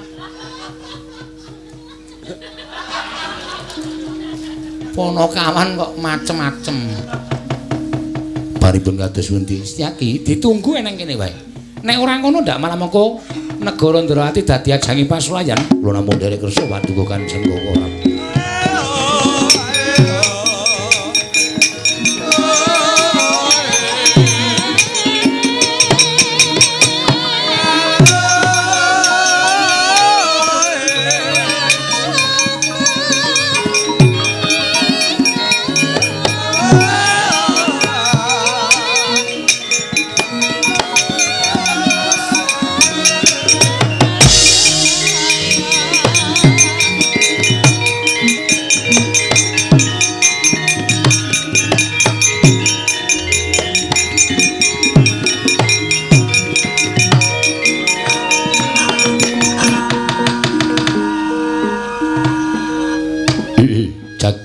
Wasisaning Ubathara wayah Plura jagat Yayi Jaya Lengkara ana pangendikanmu apa Kakang Jaya Lelana nganti persasat tepung gelang kekalangan nggonipun Kakang kelawan Siadi ngideri jagat kekalangan Malaya mongko ora ana ing gemana musik ana ing penggaliku lawan penggaling Siadi besok kapan nggonipun Kakang lan Siadi kelakon Hanjayeng Bawana lenggah dampar menang nepak mbun-bunane wong sak negara nanging lha kok dadi tekan dina iki durung ana tandha-tandha ngonipun Kakang lan Siadi bakal entuk kamukten mbuh menyang endi papan dununge Kakang miturut penemune adimu Jaya Lengkara apa ingin dadi gayuwaning Kakang Jaya Lelana mau tak suwun kanthi banget aja mung linambaran niat nanging uga pambudidaya sebab tumrap adimu Jaya Lengkara yen mung niat tok tan wurunga ora bakal kelakon penjangkane lamun ora sinar tanpa budidaya. Ternyatane Gusti paring kabisan marang Kakang Jaya Lelana. Ndak kira Kakang Jaya Lelana ora bakal kangelan nggone bakal ngupaya menyang endi papan pernae. Kinarya mukti pun Kakang lawan kadangmu aku Kakang Jaya Lelana. Yayi. Setemene durung wae pun Kakang paring dawuh kelawan sira Yayi, lagi wae pun Kakang nampa sasmita. Nalika pun Kakang Siadi mapan ning telenging guwa. Padha nglakoni semedi maladi hening. Nalika semana pun Kakang entuk sasmitaning Jawata ing dumeling ana ing Karna. Tanunila kejaba mung papan pernae pun Kakang lan Siadi nggone bakal yasa negara. Ora ana le kejaba mung papan ingkang aran winastan Karang Tumaritis. Wondene ingkang nglungguhi Karang Tumaritis mau wujude sawijining kawula alit ing awake sarwa dawa. Awake sarwa dawa ya menungsa kuwi mau ingkang kudu dadi tumbal. Sawise ditumbalake marang tanah Karang Tumaritis. Wewengkon Karang Tumaritis kuwi mau tumuli bakal dadi srana pun Kakang Siadi nggone mukti ngawibawa Nyakrawati Mbau Dendha yasa negara pun Kakang dadi nalindra kembar kelawan Siadi Jaya Lengkara. Yayi kadangipun Kakang leng-lenging triya mangu mangungkung ganduan rimang lirlena tanpa kanin lirlena tanpa kanin yen tan tulusa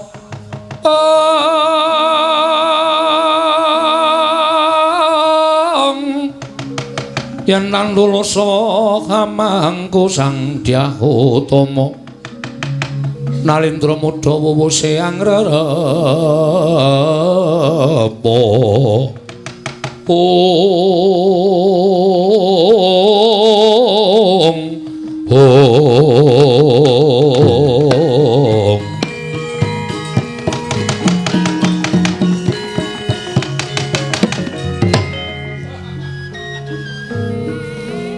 Obeng dadi kersaning Siadi pun kersaning Kakang Siadi mung kari mandut. Ayo gelak lakune prapta ning wewengkon Karang Tumaritis. Iya. Sapa ingkang pepalangi kareping pun Kakang Siadi rawe-rawe bakal dilantas malang-malang kudu diputung. Ayo Kakang tak derekake.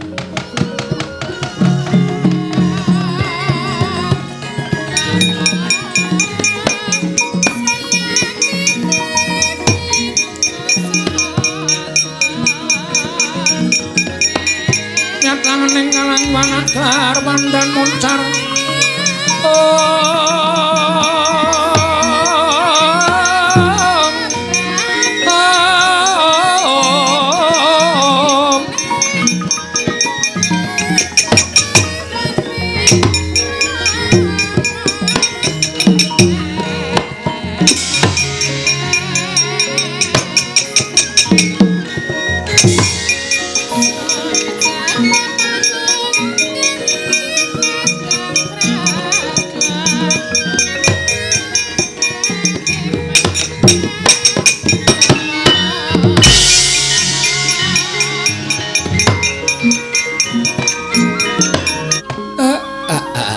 ting jerdul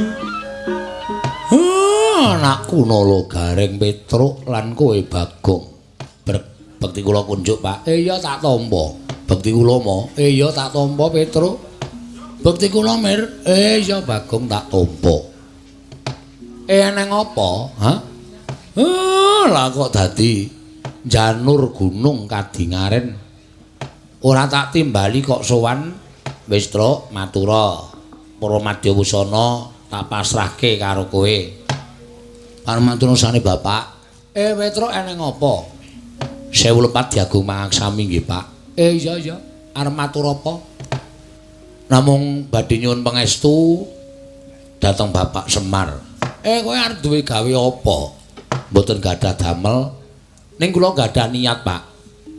Niat kula mboten sanes namung kejawi netepi dhateng pangendhanipun Priyagung ingkang natipun ngendikaken dhateng kula ing nalika semanten sampun dipun seksekaken dhateng jagat saisinipun. Sampun ngantos Priyagung menika kala wau tetel kanalindranipun amargi pangandikanipun mboten dipun tetepi. Kowe iki omong apa, Bapak kok ora ngerti? Nalika lampahan ingkang kepengker Sinuwun Ndarawati paring dawuh kalih kula. Sapa sing iso mbalekke pustaka Jamus Lima Sada sing dicolong Dewi Mustaka Weni bakal tak pek mantu. Monggo nalika semana ingkang saged ngunduraken pustaka Jamus Lima Sada kula mbuh lara-larahe saka sapa ning sing wigati sing iso ngaturake pustaka Jamus Lima Sada kula. Iya. Lah niki tekan sepriki niki kabar sing kawentar Sinuwun Ndarawati kagungan putra namipun Purantawati. Dados hojating para penglamar. Terus kula utusan kalih kakang kula Mas Gareng, kula kensuwang teng negara Ndarawati nanjeke ngendikane Sinuwun Ndarawati. Mula dinten iki Dewi Purantawati nyuwun pepanggil reruba temanten kakung kedah saged ngaturaken senjata cakra ingkang murca saking negari Ndarawati. Pak, kula nyuwun pangestu nek saged kula ajeng goleki pusaka kang aran senjata cakra ingkang murca saking negari Ndarawati, nek pikantuk dados jalaran anggen kula nuwun sewu lho Pak, dados mantunipun Sinuwun Prabu Ndarawati, Pak. Semareka den prayitna samurires eka balik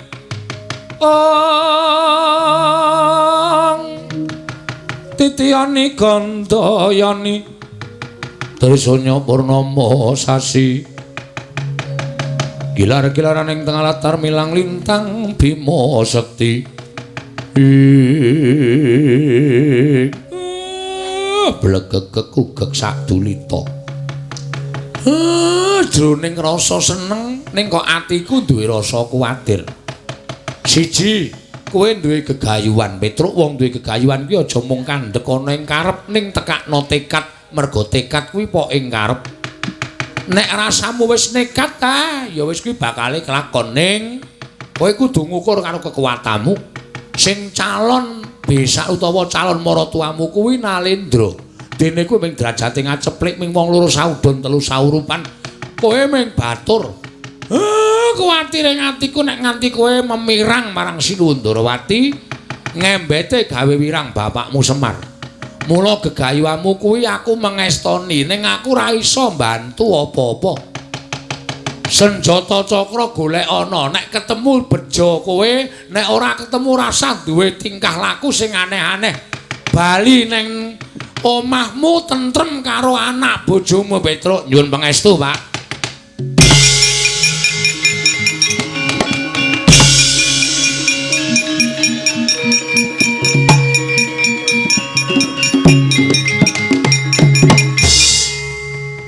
Klepat tanpa pamit Petruk dan pancene sajake niat tenan, Pak. Ya wis ben. Ya wis ben nek pancen bocah wis niat. Wah, jan ketoke nek Petruk nek nganti sukses dadi mantu ratu. Aku arep njaluk pangkat patih. Patih ngendi? Wong Ratu Ndarawati wis duwe patih kok patih-patih ora. Ya saora-orane dukuh. Ming njaluk dukuh kok werna-werna.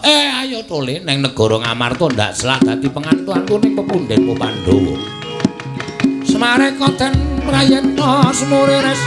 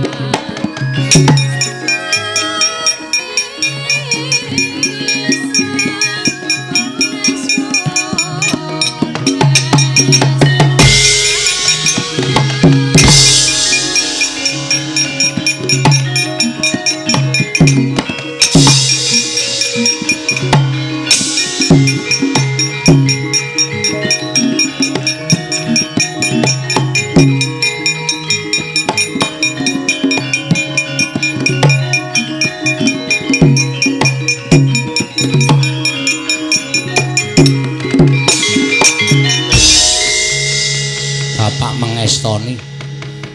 Monggo pangestune bapak itu marap aku gedhe dayane mergo bapak ki nek tumrap anak ki dadi tangan tengening sing gawe urip. Muga-muga di udaneni penjangkaku. Ning lek arep golek nendi wong parane ilange Ndara Cakra aku ora weruh kok dadi aku ketayanan mlebu ngalas munggah gunung medun jurang wes. Tak niati ora pati-pati aku bali ora ketemu karo utawa senjata cakra pusakaning Sinuwun Prabu Ndarawati.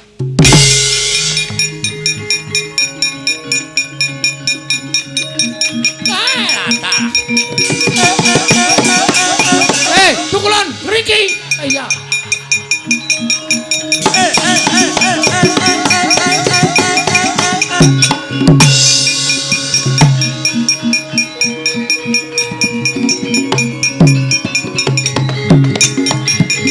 Pandhita kang kinarewangsit Bindha Kombang. Bindha Kombang ngajaping tawang susuh angin ngendi nggone. Kencang warudaya pak pong. Buk bolong kali codhe sapa sing gawe? Petra kita ngapa?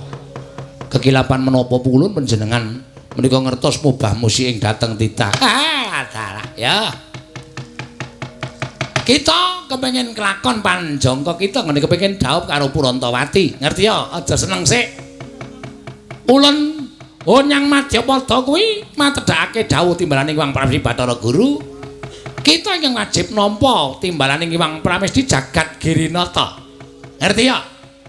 Pancen kepara nyata anane Purantawati kuwi cinadang dadi jodoh kita. Ning aja enak-enak ngapi-enak merga kita kudu goleki ing nastan senjata cakra. Kuwi tenan, Petruk.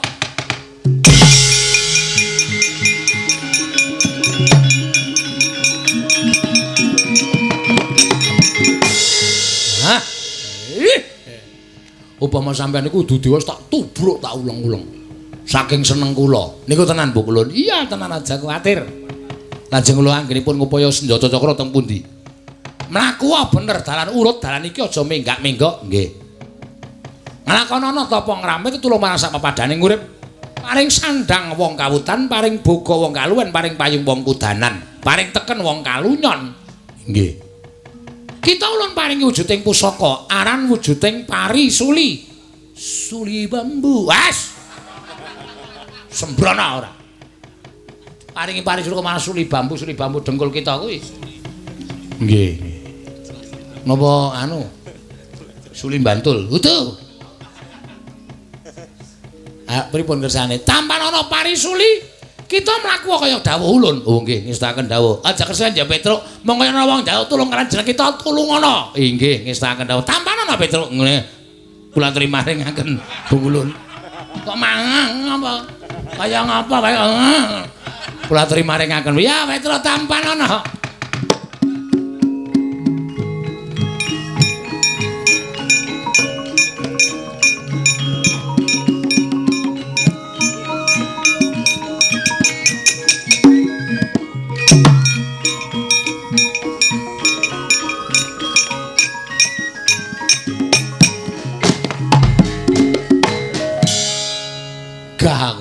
Gah piye? Sampeyan niku lanang kula lanang kok ngenehi kembang wong lanang. Tanda cinta. As. Dewa kok cinta karo tita ki cinta apa ora? Iki arane pari suli, kembang pari suli. Kembang iki tok tuthuke sapa-sapa? Bisa sirna Margalayu. Waduh, matur nuwun. Wah, jan apike kaya ngene. Ambune jan. Kok dimplok barang. Nggih saking seneng kula kok. Wis kita mangkat. Nggih ngestaken dawuh. Mangkat Petruk. Nggih, nyuwun pamit Bu Kulun. Sing ati-ati aja kaya bocah cilik Petruk.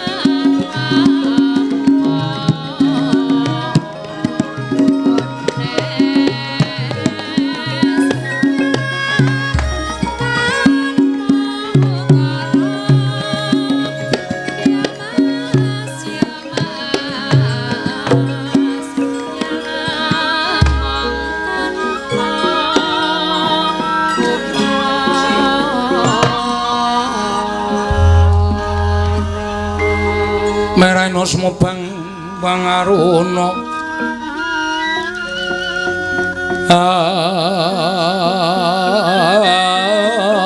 dinetraning uga rapuh sabdaning kokila ring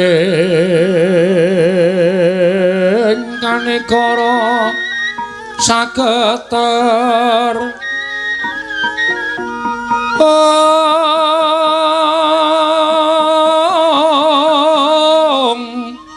kene dongane engkong ler wowo sing pine panca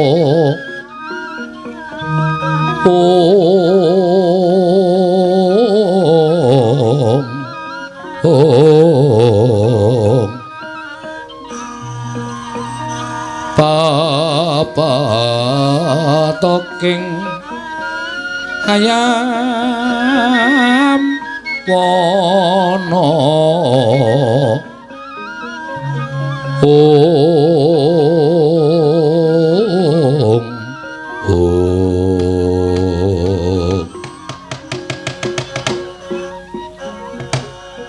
kadanging pun Kakang Nyai Werkudara mbarep kakangku apa Arjuna kula wonten paring adhawuh Kaka Prabu bebasan wis pepes bayu kang tapis nggone pun Kakang Budidaya ngupaya marang endi mindraning pustaka Jamus Myang Jimat kelima sada malah Nyai Werkudara wis ngerti dhewe lamun wis pirang-pirang brahmana sewa sugata miyang para nimpuna ingkang dak rawuhake marang Praja Ngamarta supaya angulari menyang endi lenggahing pustaka Jamus kelima sada parandening katindakake gagar wigar tanantuk karya Werkudara ngelingi lamun pustaka Jamus kelima sada kuwi panguripaning para Pandhawa kuwi pusakaning bangsa Ngamarta yen to nganti ora pinanggya menyang endi lenggahing pustaka Jamus kelima sada apa ya bakal mung tekan semene critaning para Pandhawa Werkudara Bramara remangosya mung ngambrengangeng kadi karunaning kaswase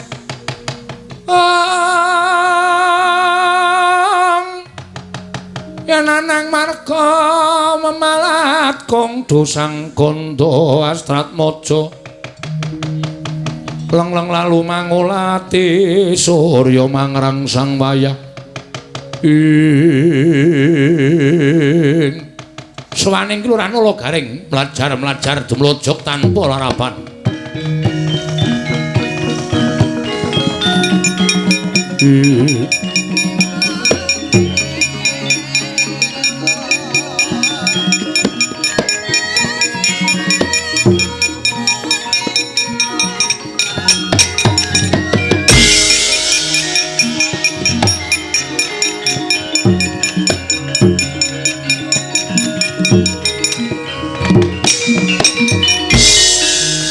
gonjang gancing langit kelap-lapaton lerkin saking risang mawe gandrung nulo gareng dalem den ana apa mlayu-mlayu mongko tanpa tinimbalan sekawit kula dipun penging dening bapak nderek sowan wonten negari Ngamarta dipun dawuh supados jejagi wonten papel wates negari Ngamarta mboten kanthi kanyono-nyono wonten Nalindra kembar kemanikan ingkang asta para wadyabala manguwuh-uwuh nedya mbedah negari Ngamarta Werkudara Janaka Jakaya bocah cilik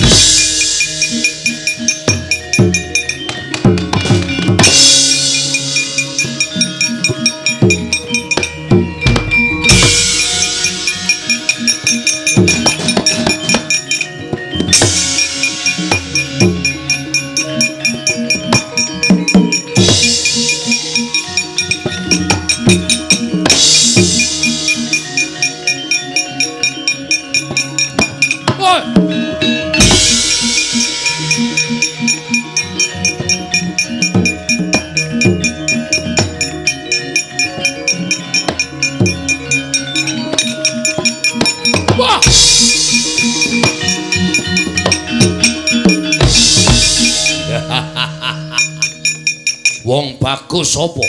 Raden Janaka kowe sapa? Jaya Lelana. Aku pancen Darbiniyat bedah negara Ngamarta. Bakal tak pindah marang tlatah Karang Tumaritis. Dadi kamuktening Jaya Lelana lan Jaya Lengkara pecah siramu.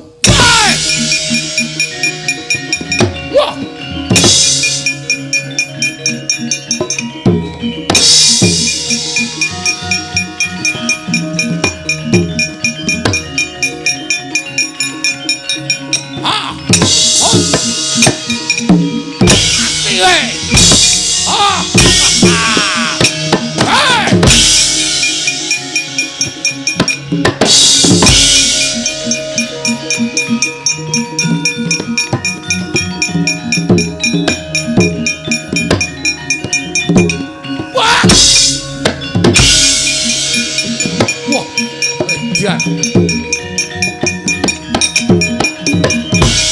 Kumlawe sikile suarane mak wung.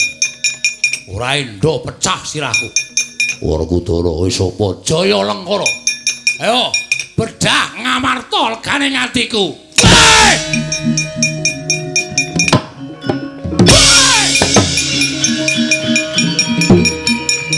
Wah! Ati we. Wah! Wah! Woi!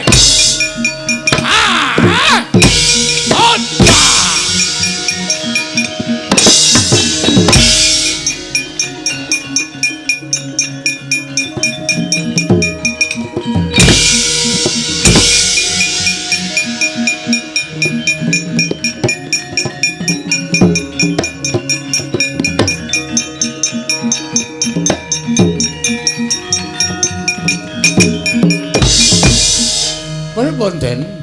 Wah. Ana wong sabrang loro tetep adeg ora sepiro. Kekuatane ngedap-edapi. Ndara Janaka kalah. Kawon kalah. Lha pripun? Dipol. Gandeng Kresna kanggo ora katon ing negara Ngamarta. Mula ingkang kudu iso madhangake kananing praja mongkowe. Ora iso nyernake ratu loro kae. Wah, gunane opo dadi pamomonging Pandhawa? Ah, nggih, sendika ampun kuat.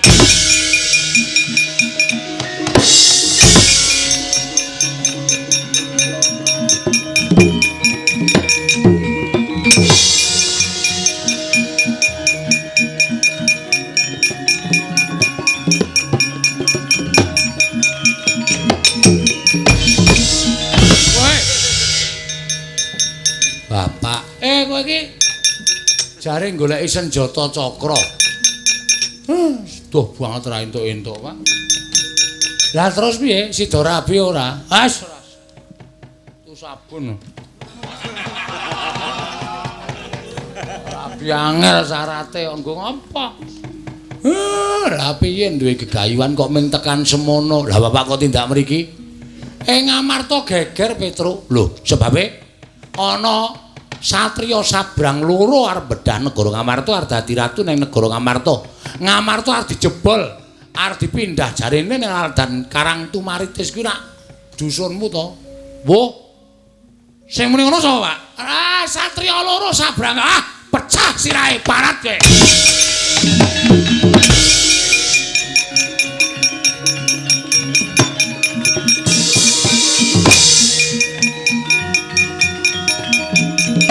Hai.